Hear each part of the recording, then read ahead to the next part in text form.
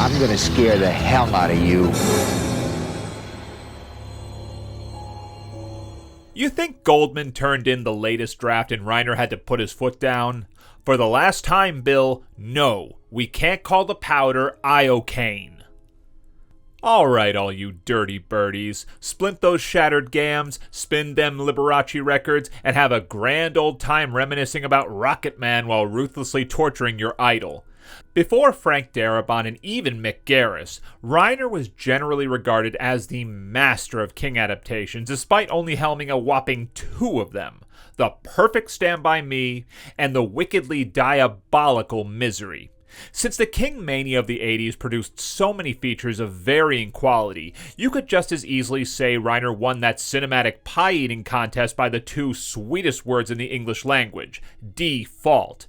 But that would be detrimental to the considerable skill and invention he brought to a small-scale, very personal nightmare scenario King dreamed up after years of massive adulation from rabid fans and his own demons of addiction.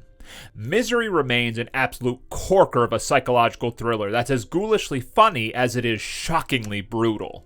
What's so important to this straight-up Oscar-winning flick is its tonal fluidity. It has the ability to make you wince, laugh, nervously of course, tense up, or just flat-out stare in awe or full-on scream "No!" at the screen. The lion's share of that success comes from 2 brilliant leads. Khan had been a star for almost 2 decades, yet even though he was famously way at the bottom of the list after everybody else passed, he's so damn perfect because he underplays, never fully embodies the stereotypical victim mode without due cause, and you're always rooting for him. His middle finger to Bates is an applause-worthy moment of non-violent dissent. Meanwhile, Bates is a revelation. Talk about a role that could ruin a career. She treats the severely damaged, deeply disturbed woman with respect and even strange dignity as she spirals further and further into the abyss of lonely madness. Her hair-trigger temper, imposing frame, and casually horrific behavior is key to creating an atmosphere of unpredictability.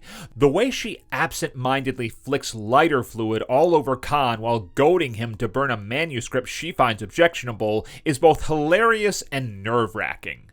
In a sense, she makes us all feel super oogie.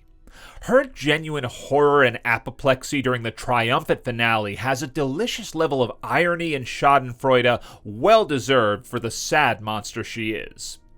The still frisky after all these years Farns and Sternhagen make for an adorable couple of locals, but this really is a tete-a-tete between 2 titans.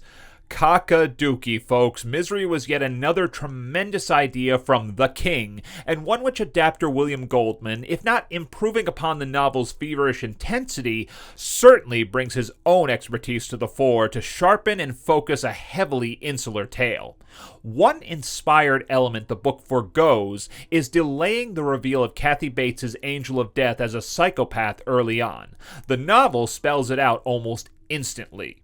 But Reiner's film bides its time and waits a solid 20 minutes for Bates to break into a manic rant and likely inspire Khan's later meme-worthy response to Buddy the Elf's impromptu song.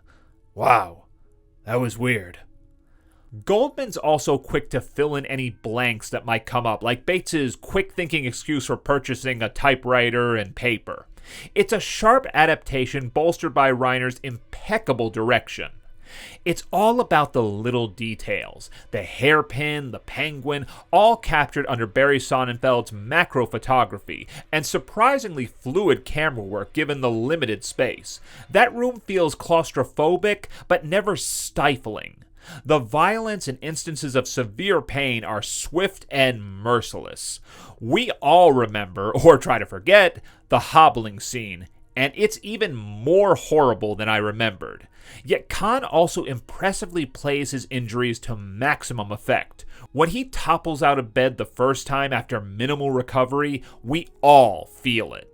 Misery is never boring and whizzes by, though I suppose it could be a little tighter here and there, but not by much.